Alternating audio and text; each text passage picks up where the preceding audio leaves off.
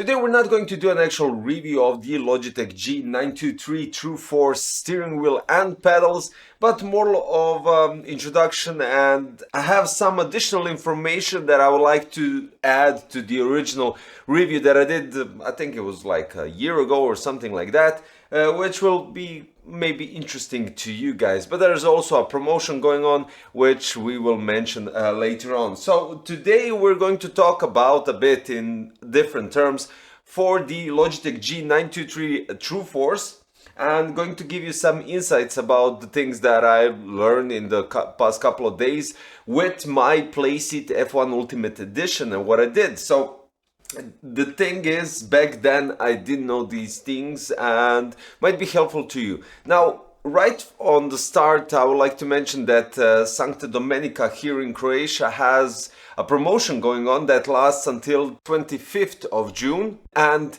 with every model that you buy, so the G923 TRUEFORCE, you can choose a free game for PS4 or PS5, the new one F1 23, which is quite cool because the game does cost a lot and you get it for free if you grab a steering wheel. So if you have a PlayStation 4 or PlayStation 5, this could be a cool thing.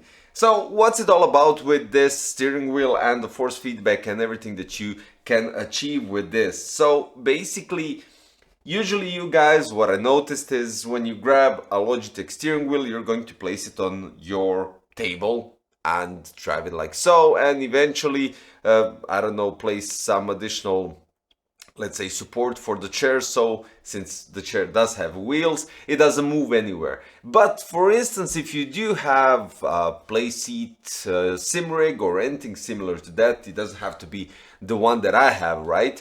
But you can mount it with screws, because underneath the pedals and underneath the base for the steering wheel, you have 4 screws on each to attach the pedals to the base of the sim rig for the pedals, and for the base of the steering wheel you can do that as well. It's quite easy. Basically, you just need to find the exact holes from the base plate of the sim rig, of your Playseat sim rig, and tie it up at the bottom to get that fixture. Now, the pedals, I placed only 2 screws because on my Playseat sim rig it doesn't fit all 4 screws, but I placed the top ones, top 2, and they actually hold quite nice if you tie them up properly. That's all there is to it. The base for the wheel I actually didn't tie up with screws, even though I could, but I use those clamps that come with the base of the steering wheel, and it basically works properly and fine without any problems.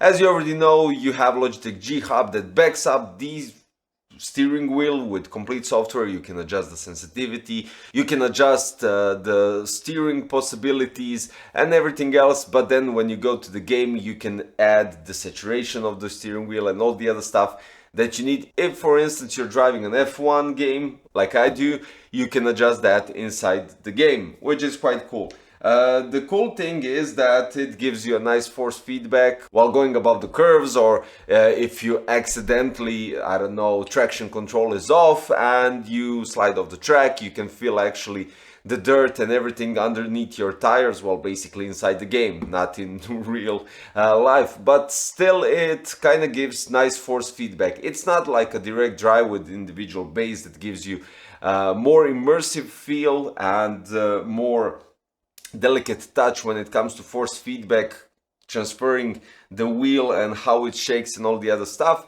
but it does give a nice feel when we're talking about price entry level and comparing it to any direct drive bass wheel and how it will actually perform. So yeah, it's quite cool basically, and that's about it. A bit short introduction to what I've learned, and it does fit perfectly on the Playseat F1 Ultimate Edition. You might consider placing the TV or monitors a bit up, because the top part of the steering wheel will get into the position where you can't see anything in terms of the speed, the gear changing possibilities and stuff like that. But thankfully the steering wheel actually has the indication when you need to change the gear, so there's that. But yeah, that's all to your personal preferences and how you're gonna do it. It's all up to you guys to decide.